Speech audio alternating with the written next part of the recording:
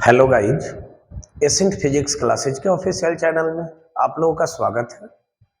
आज की इस वीडियो में हम बात करने वाले हैं इलेक्ट्रिकल कैपेसिटेंस और कैपेसिटी के बारे में, जिसको हिंदी में हम लोग विद्युतीय धारिता या क्षमता के नाम से क्या करते हैं, जानते हैं। तो चलिए आइए देखते हैं हम इलेक्ट्रिकल कैपेसिटेंस और कैपेसिटी होता क्या है। तो इलेक्ट्रिकल कैपेसिटेंस और कैपेसिटी को समझने से पहले हम सबसे पहले आपको कैपेसिटी वर्ड यानी क्षमता का मीनिंग क्या है इसके बारे में डिस्कस करेंगे। तो देखिए इसको समझेंगे कैसे हम। मान लिया जाए कि हमारे पास दो डिफरेंट शेप वाले कंटेनर है, यानी अलग अलग आकार वाले दो कंटेनर, एक है ये और दूसरा है बी। अगर हम आपसे पूछे कि इस दोनों कंटेनर में वाटर को या किसी दूसरे लिक्विड को क्या करना है, स्टोर करना है, अगर तो पूछा जाए आपसे कि दोनों में से कौन सा कंटेनर होगा जो ज्यादा वाटर को या फिर जिस लिक्विड को आप स्टोर करना चाहेंगे उसको स्टोर करें, तो सिंपली आप देखकर बता देंगे कि सर ए का साइज जो है वो बड़ा है बी से, मतलब कहीं ना कहीं कंटेनर ए जो है वो ज्यादा वाटर को स्टोर करेगा इसके रेस्पेक्ट में, बी के रेस्पेक्ट में। दैट मीन्स कहने का मतलब क्या हुआ कि कंटेनर ए की जो कैपेसिटी है यानी क्षमता जो है वो बी से क्या है, ज्यादा है। कंटेनर ए की जो कैपेसिटी है वो बी की कैपेसिटी से क्या है, ज्यादा है।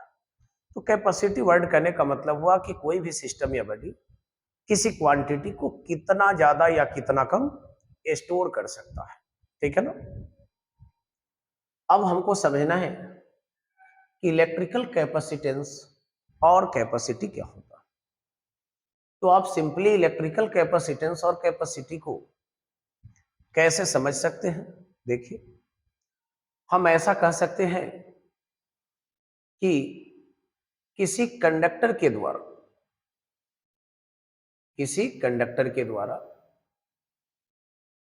चार्ज के फॉर्म में, चार्ज की याद रखना है, फॉर्म में जितनी एनर्जी को स्टोर करने की क्षमता होती है वही अमाउंट ऑफ एनर्जी उस कंडक्टर का इलेक्ट्रिकल कैपेसिटेंस और क्या कहला सकता है, कैपेसिटी कहला सकता है। तो इसीलिए मैंने पहले आपको कैपेसिटी वर्ड के बारे में डिस्कस किया था, ठीक है ना। तो सिंपली हम कह सकते हैं ऐसा कि किसी भी कंडक्टर के द्वारा चार्ज के फॉर्म में जितनी एनर्जी को स्टोर कर लिया जाएगा वही अमाउंट ऑफ एनर्जी कहीं ना कहीं उस कंडक्टर का क्या कहलाएगा, कैपेसिटी कहलाएगा। आप सोच रहे होंगे कि सर कंडक्टर जो है वो चार्ज के फॉर्म में एनर्जी को कैसे स्टोर कर लेगा। तो देखिए हम बता दें, सपोज डेट मान लिया जाए कि हमारे पास ये क्या है, कंडक्टर, ठीक है ना। ये क्या है, हमारा एक कंडक्टर। अब देखिए हमने बताया कि ये कंडक्टर जो है चार्ज के फॉर्म में एनर्जी को स्टोर कर लेगा, जो वही अमाउंट ऑफ एनर्जी उसका क्या कहलाएगा, कैपेसिटी। लेकिन यहाँ पे क्वेश्चन ये अराइज होता है कि कंडक्टर जो है चार्ज के फॉर्म में एनर्जी को स्टोर कैसे कर लेगा। तो देखिए सपोज डेट आप इस कंडक्टर को चार्ज देना चाह रहे हैं, दैट मीन्स इसको क्या करना चाह रहे हैं, चार्ज करना चाह रहे हैं। तो अगर मान ले जाए कि इसको आपने एक पॉजिटिव चार्ज दे दिया, फिर दूसरा दे दिया, तीसरा दे दिया, तो जब पहले एक पॉजिटिव चार्ज दिए तो ये चार्ज को मान लीजिए कंडक्टर आसानी से एक्सेप्ट कर लिया। लेकिन अब दूसरे वाले चार्ज को जब दे रहे थे इस कंडक्टर को, यानी दूसरा वाला चार्ज को जब ला रहे थे इस कंडक्टर के पास, तो कहीं ना कहीं पहले से जो ये पॉजिटिव चार्ज आ गया था, ये पॉजिटिव चार्ज इस पर क्या कर रहा था, रिपल्सिव फोर्स को लगा रहा था। और आप उस फोर्स ऑफ रिपल्सन के अगेंस्ट में कहीं ना कहीं क्या कर रहे थे, वर्क कर रहे थे। और वही वर्क इस कंडक्टर में एनर्जी के फॉर्म में क्या हो रहा था, स्टोर हो रहा था। अब देखिए जैसा कि अब यदि पहले से दो चार्ज आ गया, तीसरे को यदि लाएंगे इसमें, तो अब ये दोनों मिलकर कहीं ना कहीं इस पर लगाता रिपल्सिव फोर्स। दैट मीन्स और ज्यादा अमाउंट ऑफ वर्क आपको क्या करना पड़ता है, यहाँ परफॉर्म करना पड़ता। अगर ये तीनों के प्रेजेंस में अब किसी चौथे चार्ज को लाते तो और फोर्स ऑफ रिपल्सन के अगेंस्ट में ज्यादा वर्क आपको कहीं ना कहीं क्या करना होता, परफॉर्म करना होता। और यही वर्क जो है सो कि मेनली कंडक्टर स्टोर कर लेगा किसके फॉर्म में, एनर्जी के फॉर्म में, ठीक है ना। और आपको मालूम है कि यहाँ वर्क जो हो रहा है फोर्स ऑफ रिपल्सन के अगेंस्ट में, दैट मीन्स इसको हम लोग कंडक्टर का क्या कह सकते हैं, पोटेंशियल भी कह सकते हैं। इस एनर्जी को हम लोग कंडक्टर का क्या कह सकते हैं, पोटेंशियल भी कह सकते हैं। इसीलिए आप ये जानते हैं कि जब किसी भी कंडक्टर को हम लोग क्या करते हैं, चार्ज देते हैं, तो जैसे जैसे उस पर अमाउंट ऑफ चार्ज बढ़ता है वैसे वैसे उसका पोटेंशियल भी क्या होने लगता है, बढ़ने लगता है। वैसे वैसे उसका पोटेंशियल भी क्या होने लगता है, बढ़ने लगता है। तो चलिए आइए, ये तो हम लोग प्रैक्टिकली समझे इस तरह से कि कैपेसिटी और कैपेसिटेंस होता क्या है। अब यदि इलेक्ट्रिकल कैपेसिटेंस और कैपेसिटी को डिफाइन करना हो तो हम कैसे थ्योरेटिकली डिफाइन करेंगे, आप समझिए। तो आपने यहाँ पे देखा कि जब कंडक्टर पे चार्ज बढ़ रहा था तो जैसे जैसे चार्ज बढ़ रहा था वैसे वैसे आपको जो है सो कि यहाँ पे फोर्स ऑफ रिपल्सन के अगेंस्ट में ज्यादा वर्क करना पड़ रहा था। डेट मींस कंडक्टर उतना ही ज्यादा एनर्जी को क्या कर रहा था, स्टोर कर रहा था।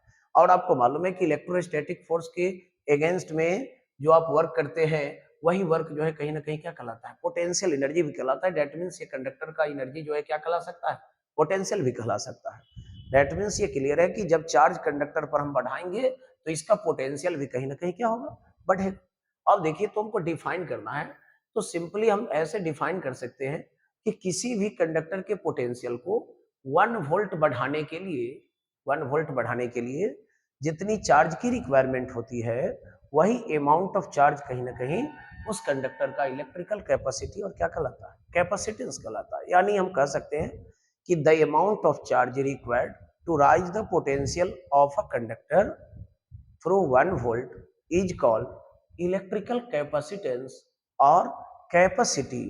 अर्थात किसी भी चालक के विभव को, पोटेंशियल को 1 वोल्ट बढ़ाना है। कितना बढ़ाना है, 1 वोल्ट। तो 1 वोल्ट पोटेंशियल को बढ़ाने के लिए जो अमाउंट ऑफ चार्ज की रिक्वायरमेंट होगी वही अमाउंट ऑफ चार्ज कहीं ना कहीं कंडक्टर का क्या कहलाएगा, इलेक्ट्रिकल कैपेसिटी और कैपेसिटेंस कहलाएगा, ठीक है ना। चलिए अब मान लेते हैं कि हमारे पास देखिए ये एक कंडक्टर है और इसके पोटेंशियल को सपोज दैट कितना बढ़ाना है, V वोल्ट बढ़ाना है। पोटेंशियल कितना मैंने बढ़ाया, V वोल्ट। और V वोल्ट पोटेंशियल को बढ़ाने के लिए जो चार्ज की रिक्वायरमेंट हुई वो अमाउंट ऑफ चार्ज हमारा कितना है, Q है। तब इन दिस सिचुएशन इस कंडक्टर का जब हम कैपेसिटी निकालेंगे तो कैपेसिटी कितना हो जाएगा, C is equal to Q upon V। क्योंकि हमको यूनिट वोल्ट या 1 वोल्ट पोटेंशियल को बढ़ाने के लिए कितनी चार्ज की रिक्वायरमेंट होगी वो अमाउंट ऑफ चार्ज कैलकुलेट करना है। इसलिए हम क्या करेंगे, टोटल चार्ज को कहीं ना कहीं टोटल पोटेंशियल से क्या करेंगे, डिवाइड कर देंगे। तो देखिए यहाँ पे कैपेसिटी निकालने की formula C is equal to Q upon क्या हो जाएंगे, V हो जाएंगे। अब बात करते हैं यदि हम इसकी एसआई यूनिट की, देखिए तो यहाँ पे आपको मालूम है कि चार्ज की एसआई यूनिट क्या होती है, कूलम होती है, और पोटेंशियल की एसआई यूनिट वोल्ट होती है। दैट मीन्स कैपेसिटी की जो एसआई यूनिट होगी वो हमारा कूलम पर वोल्ट होगा। इसी कूलम पर वोल्ट को हम लोग क्या कहते हैं, फैराड कहते हैं। इसी कूलम पर वोल्ट को हम लोग क्या कहते हैं, याद रखना है, फैराड कहते हैं, जिसको मेनली हम लोग डिनोट करते हैं किस, कैपिटल एफ से। यानी इलेक्ट्रिकल कैपेसिटेंस और कैपेसिटी की जो एसआई यूनिट होती है वो कूलम पर वोल्ट होती है, जिसको मेनली हम लोग क्या कहते हैं, फैराड कहते हैं, ठीक है ना। आगे अब देखते हैं, अगर मान लेते हैं कि इस इक्वेशन में हम Q के वैल्यू को यदि कितना ले ले, 1 कूलम ले ले, एंड देखिए V की जो वैल्यू है वो 1 वोल्ट ले ले। V की वैल्यू कितना ले ले हम, 1 वोल्ट ले ले। देन C की वैल्यू क्या लिख सकते हैं, देखिए 1 कूलम अपॉन 1 वोल्ट। 1 अपॉन 1 ये तो मेनली 1 हो जाएगा हमारा, और कूलम पर वोल्ट को हम लोग क्या कहेंगे, फैराड कहेंगे। यानी कहने का मतलब हुआ, यहां से क्या पता चला, यहां से ये पता चला कि किसी भी कंडक्टर की जो कैपेसिटी होगी वो 1 फैराड कब होगी। तो कैसे डिफाइन करेंगे इन चीजों को, देख लीजिए।